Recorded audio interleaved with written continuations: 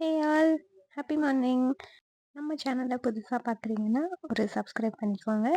So அன்றைக்கி காலையில் எழுந்திரிச்சிட்டு climate வந்து 2-3 நாளாகவே சூப்பராக இருக்குது.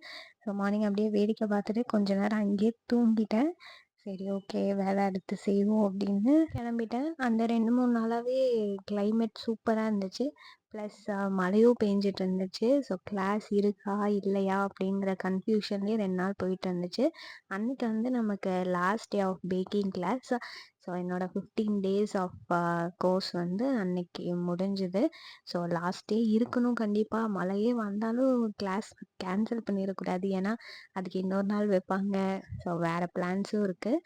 அதனால் வச்சிடணும்னு வேண்டிக்கிட்டே இருந்தேன். அதே மாதிரி அன்றைக்கி லைட்டாக மழை கம்மியாக இருந்ததுனால வச்சிட்டாங்க. ஸோ எதுவும் செய்யலை, லன்ச் எதுவும் ப்ரிப்பேர் பண்ணலை.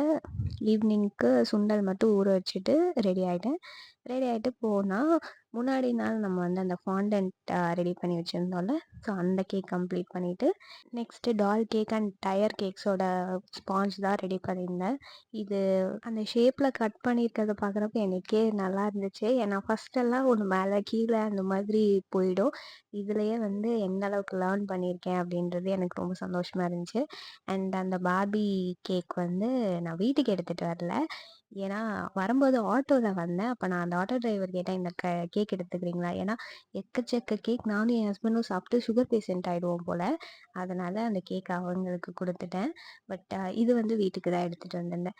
ஸோ லாஸ்ட் டேன்றதுனால அங்கேயே லன்ச் ப்ரொவைட் பண்ணியிருந்தாங்க. முடிச்சுட்டு சர்டிஃபிகேட்லாம் வாங்கிட்டு எல்லாருக்கும் ஒரு டாட்டா பாய் சொல்லிட்டு வந்தாச்சு. சர்டிஃபிகேட் நான் வந்து போஸ்ட்டில் அப்லோட் பண்ணுறேன். அண்ட் அன்னைக்கு ஈவினிங் அப்படியே வாக்கிங் போயிட்டு சரி நைட் ஃபீனிக்ஸ் போவோன்னு போய் பார்த்தா அங்கே வந்து ஆக்டர் பரத் பார்த்தோம். ரொம்ப கைண்டாக ஹம்பிளாக வந்து ட்ரீட் பண்ணார். ஒரு செல்ஃபி எடுத்துகிட்டு அப்புறமா அப்படியே கொஞ்சம் மாலில் சுற்றிட்டு அன்றைக்கி நைட் கிளம்பிட்டோம். வீட்டுக்கு வந்துட்டு கொஞ்சம் பேக்கிங்லாம் பண்ணிகிட்டு இருந்தேன். எதுக்கு பேக் பண்ணுறேன், எங்கே போகிறோன்றத நெக்ஸ்ட் வீடியோவில் சொல்கிறேன். அதுக்கு நம்ம சேனலை சப்ஸ்கிரைப் பண்ணிக்கோங்க. தேங்க்ஸ் ஃபார் வாட்சிங் அண்ட் டாடா பாய்.